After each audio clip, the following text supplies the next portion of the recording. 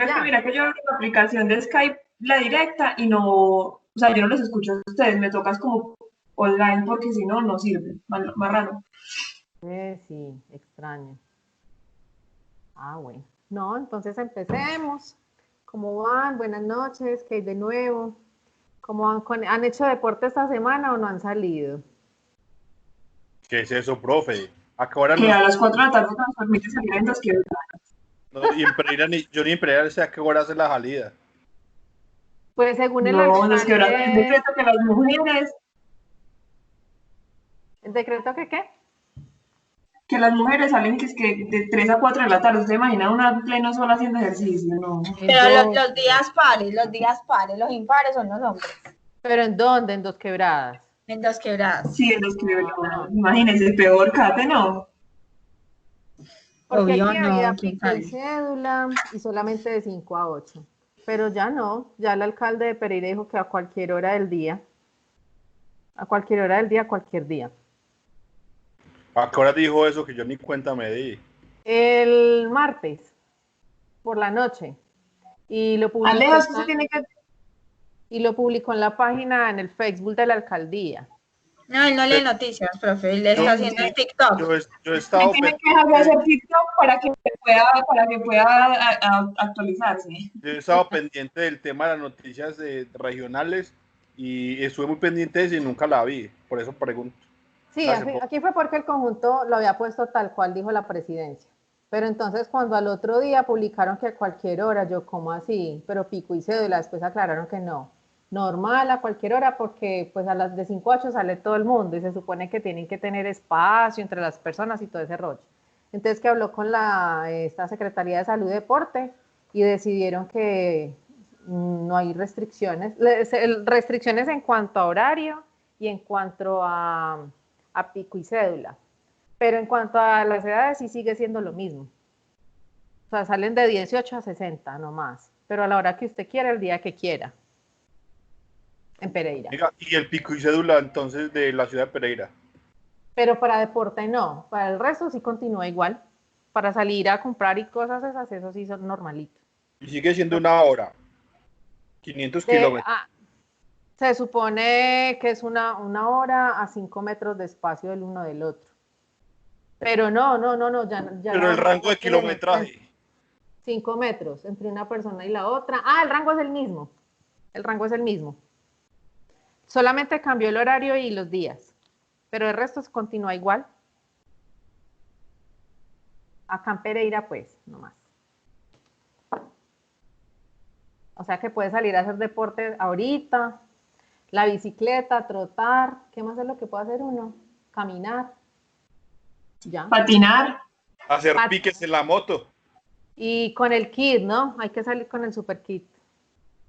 Eso sí hay que hacer. Y ya, pero no, sí, acá en Pereira no hay problema. Otro tanto con tapabocas se ahoga, no. Uy, sí, eso es estorba harto, eso ahoga, yo no sé cómo hacen. Yo lo intenté hacer en bicicleta y no fui capaz, me ahogo. Pero bueno.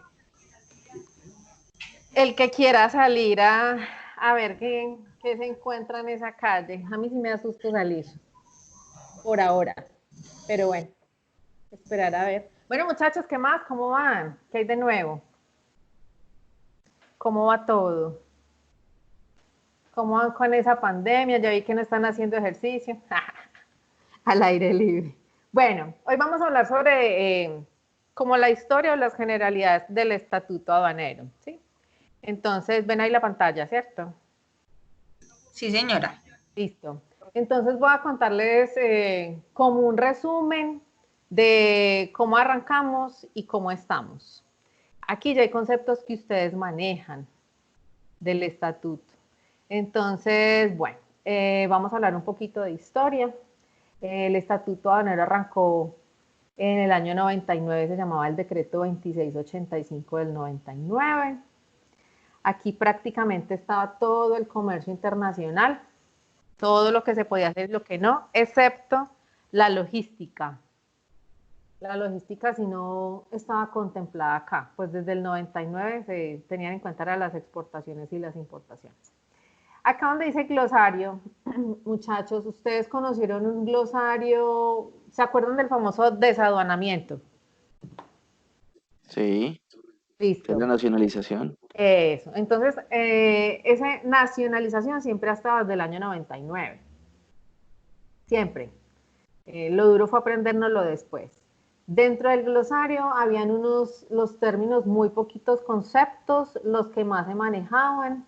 Tema de nacionalización, como los que han sido más representativos, ha sido la nacionalización, ha sido el tema de la inspección, que ese tema, nacionalización e inspección. El otro que siempre se ha conservado, no, es inspección, nacionalización. Básicamente esos son los que han tenido cambios como a través del tiempo. No todos los conceptos que ustedes conocen ahora se manejaban, eran muy pocos, por lo tanto el régimen sancionatorio era muy general en esa parte. Bueno, dentro de ese 2685 estaban las famosas comercializadoras internacionales. ¿Quién me recuerda qué es eso?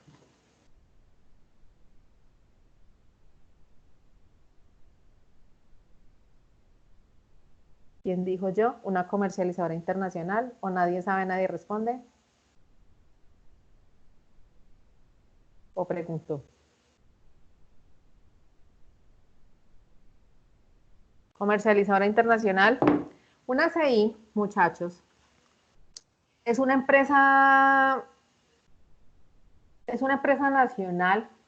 Las comercializadoras se usan en Colombia.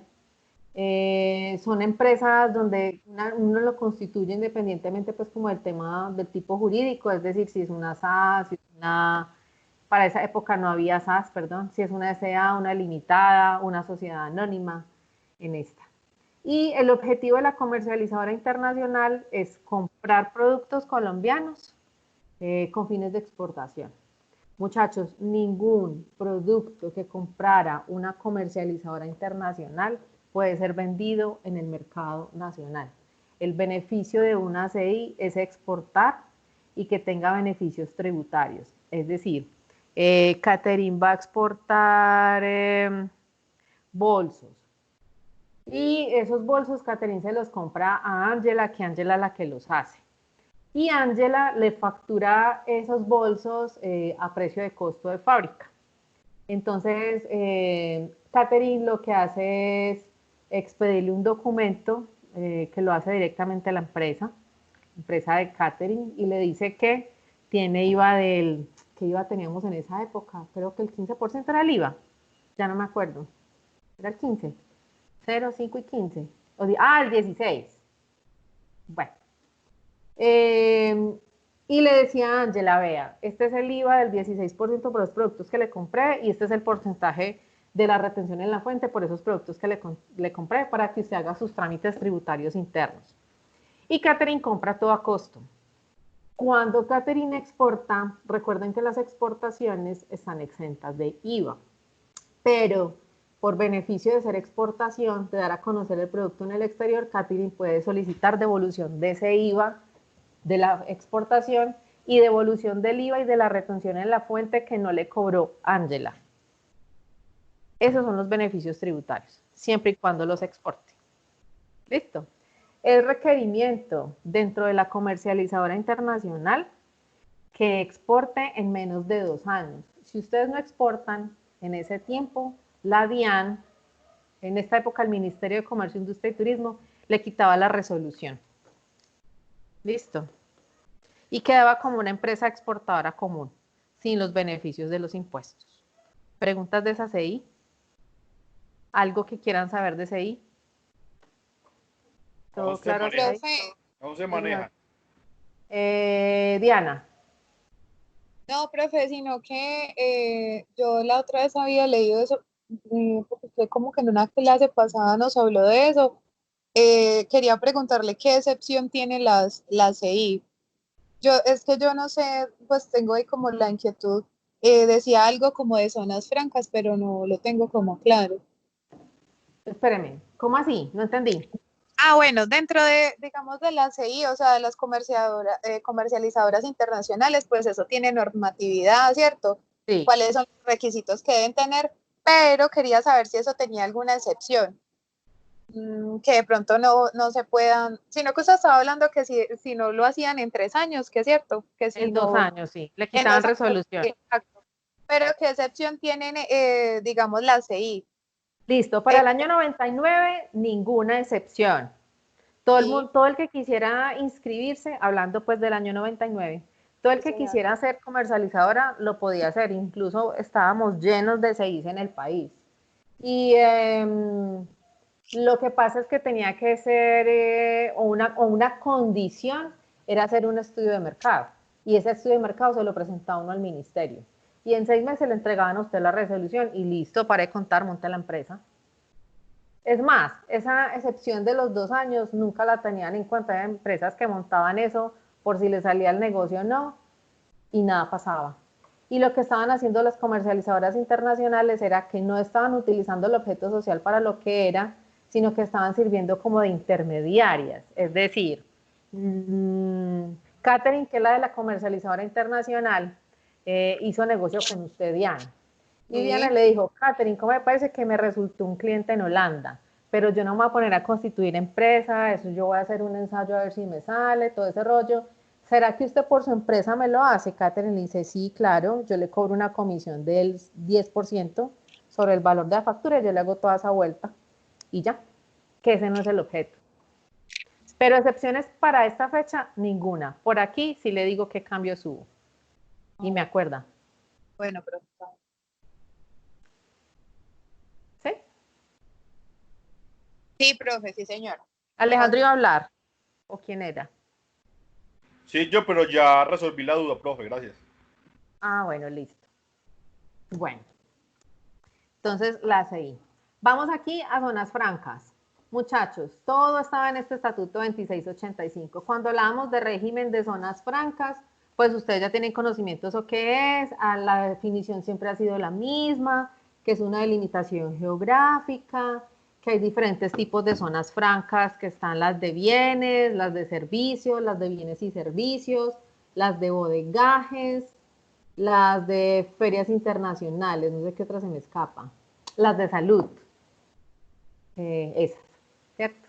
Y que para usted constituir una zona franca, este permiso se lo daba el Ministerio de Comercio, Industria y Turismo. Siempre se entendía uno con el MINCIT. Para constituir zona franca, usted simplemente no, debía comprar el terreno del lote donde estaba la zona franca, el administrador que lo hace, que es el operador de las zonas francas, y él le vende a usted el lote. Y usted compraba el lote y montaba ahí la empresa.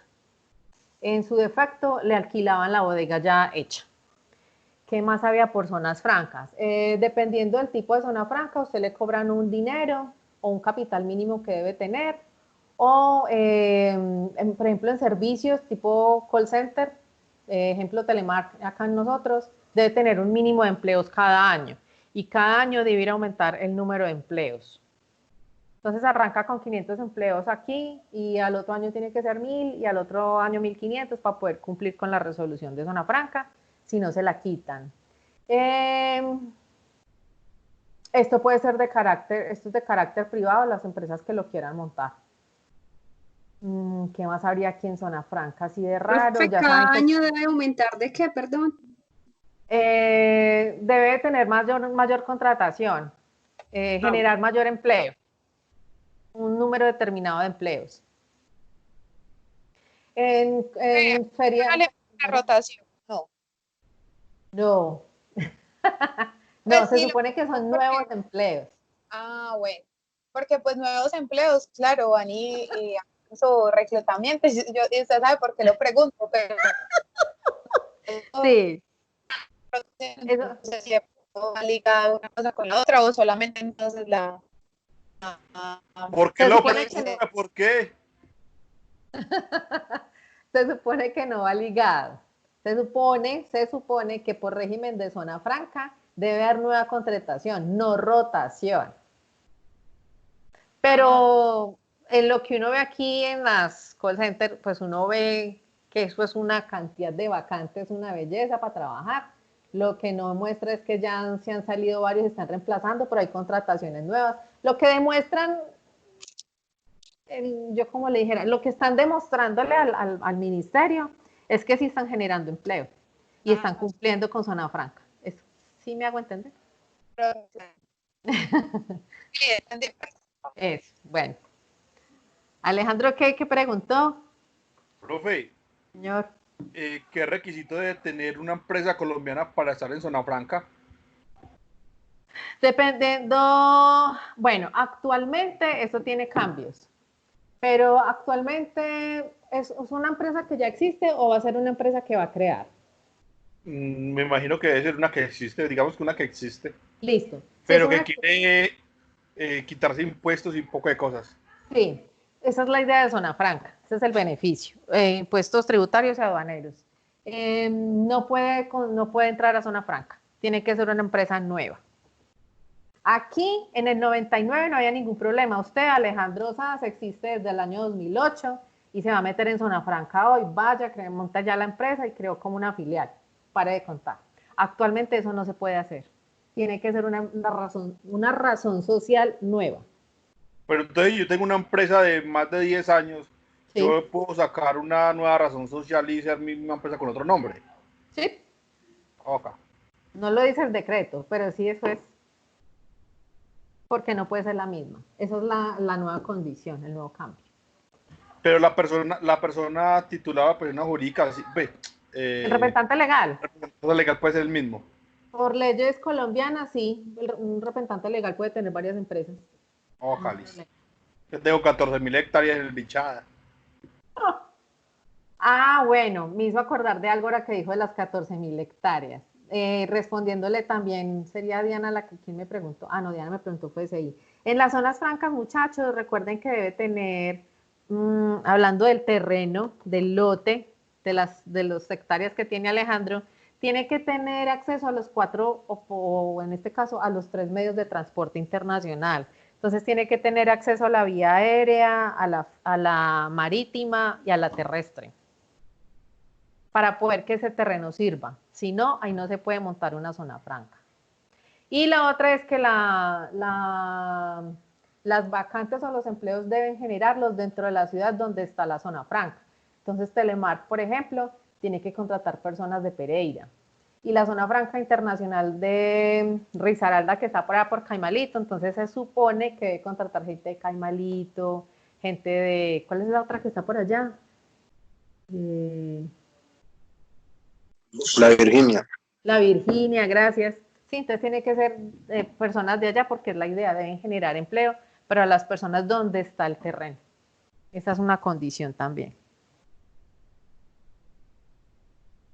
Bueno, pasamos aquí a exportaciones. Acá, muchachos, está todo lo que es Expo, que es la definición de exportación, que ya saben que lo tenemos aquí por conceptos, que continúa igual, ese no ha tenido cambios, pero para el año 99, una empresa exportadora se considera exportación o empresa exportadora a la luz del decreto, siempre y cuando las exportaciones fueran de $10.000 hacia arriba.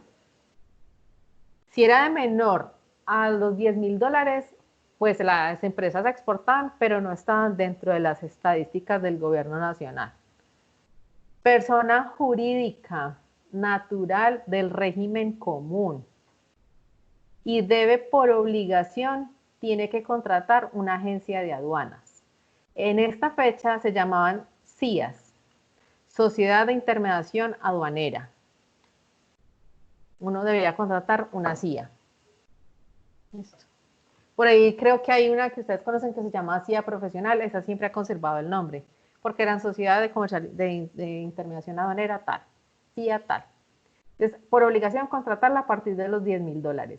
Modalidades de exportación, las que ustedes ya no. Modalidades de exportación, unas que ustedes ya conocen, excepto la última, que son las modalidades especiales. Esas están, pero acá en este decreto. En el anterior solamente teníamos esas, creo que son 9 modalidades de exportación. ¿Qué más hay que hablar de exportaciones? No, eso. ¿Qué quieren saber? Eso es como las generalidades.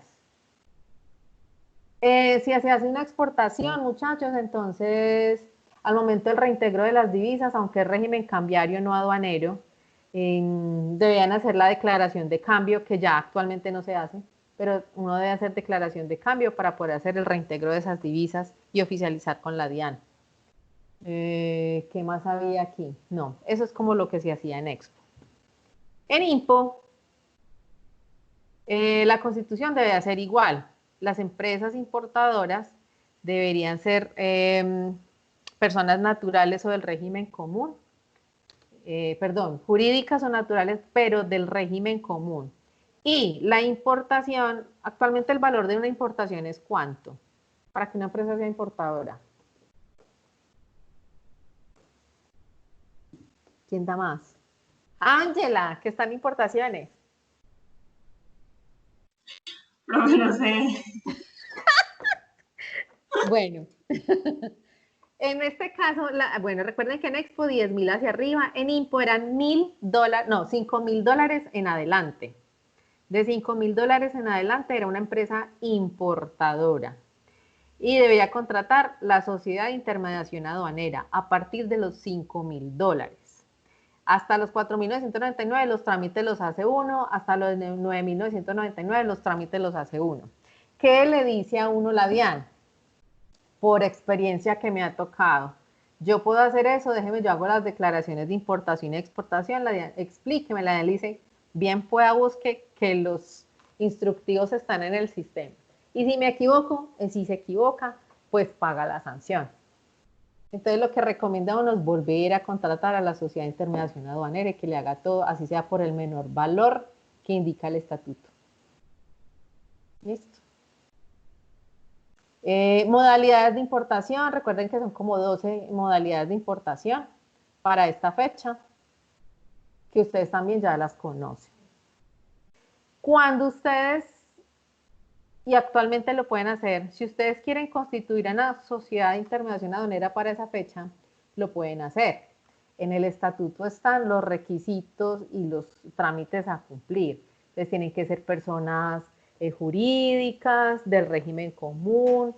Todas las personas que trabajen en la CIA deben conocer de comercio internacional, lo mínimo, así tengan un técnico, un curso, un taller, algo que demuestre que conocen, que tienen conocimientos de comercio internacional. Otro requisito que pedían para constituir la CIA era para esa época, bueno, hay diferentes tipos de sociedad de intermediación aduanera, actualmente continúa las mismas, y es que usted la puede hacer regional, nacional o internacional, ¿sí? Entonces, por ejemplo, la mayoría, las que trabajan en tema fronterizo, por ejemplo, generalmente son nacionales. Regionales hay muy pocas. Generalmente hay nacionales y mundiales. Entonces, las internacionales vienen siendo un DHL, un Roldán, un Panalpina es transportadora, un CIA profesional, ¿cierto? Y ya hay unas que están generalmente en los pasos fronterizos, que esas generalmente son nacionales. Si ustedes observan por ahí o les toca algún documento de exportación o de IMPO, dice si la agencia de aduanas tal, nivel 1, nivel 2, nivel 3. Eso quiere decir el grado de cobertura que pueden tener.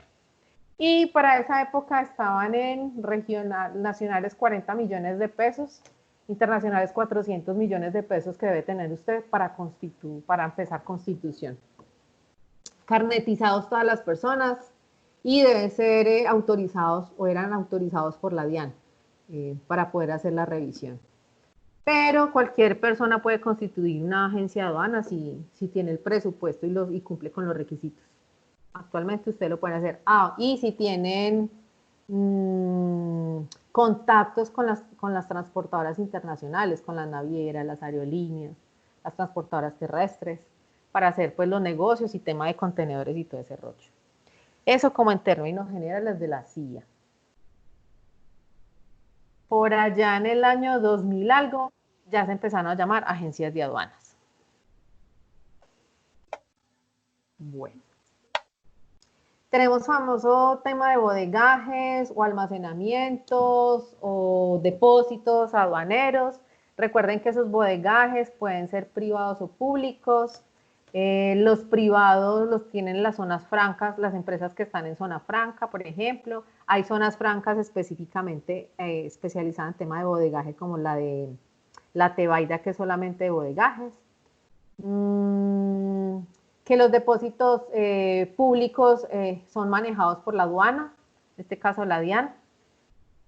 Que los primeros 5 días de bodegaje para esta época no se los cobraban al exportador o al importador, sino a partir del 6º día le empezaban a cobrar unos bodegajes. Que los depósitos públicos solamente es para empresas autorizadas por la DIAN. ¿Quiénes son las empresas autorizadas por la DIAN para esa época? Estas, las Altex y las UAP, que ustedes ya las conocen. Los usuarios altamente exportadores y los usuarios aduaneros permanentes. ¿Qué más de bodegajes? Continúan los mismos 30 días de almacenamiento con prórroga de 30 días más. El único cambio pues son los 5 días gratuitos de bodegaje. Los bodegajes se cobran dependiendo después de la aduana.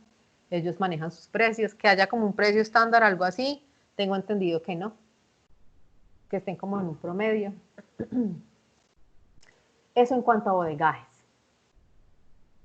¿Preguntas hasta acá? No, señora.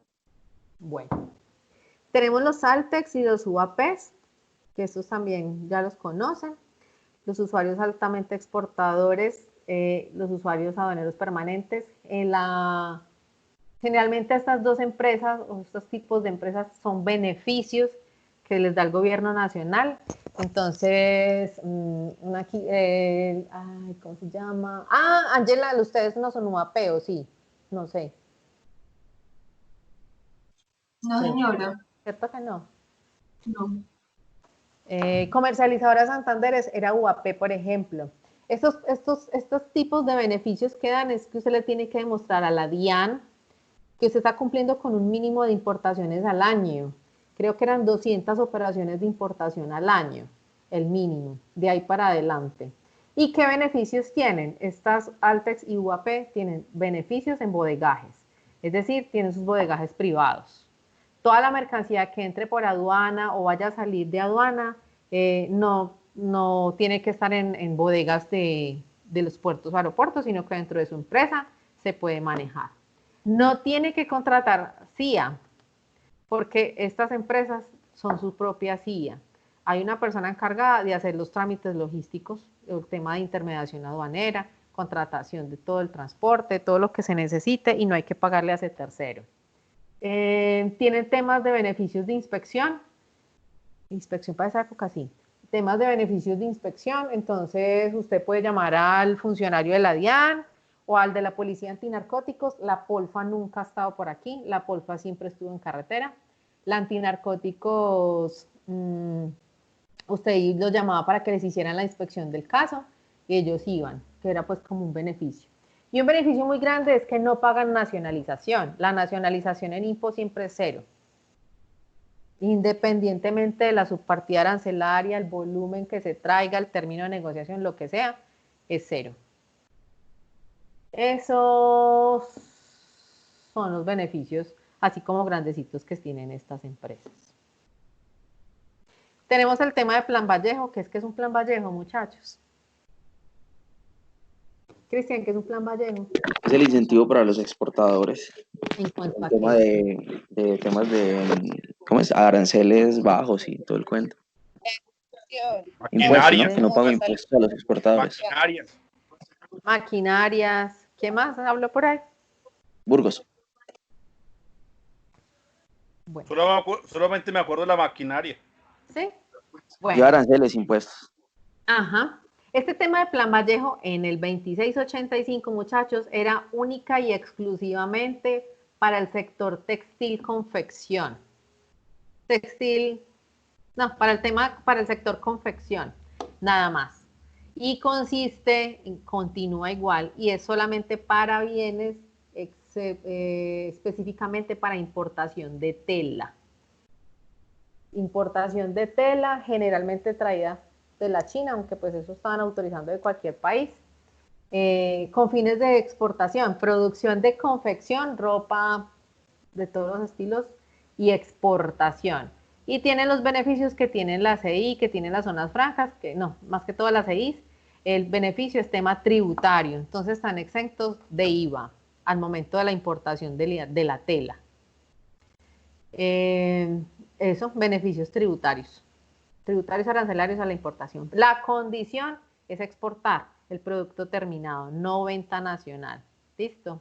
Plan Vallejo. La maquinaria por aquí no estaba todavía. Esa vino a salir en el 2000 algo, que es el famoso Plan Vallejo Junior, que es el que habla Alejandro. Bueno, Plan Vallejo. Ah, y se me olvidó aquí el régimen sancionatorio. El régimen sancionatorio en este 2685 era, como les decía antes, demasiado amplio. Entonces no sé si ustedes alguna vez cayeron en cuenta o se dieron cuenta de muchas empresas entraron en quiebra porque había que pagarle las sanciones a la DIAN.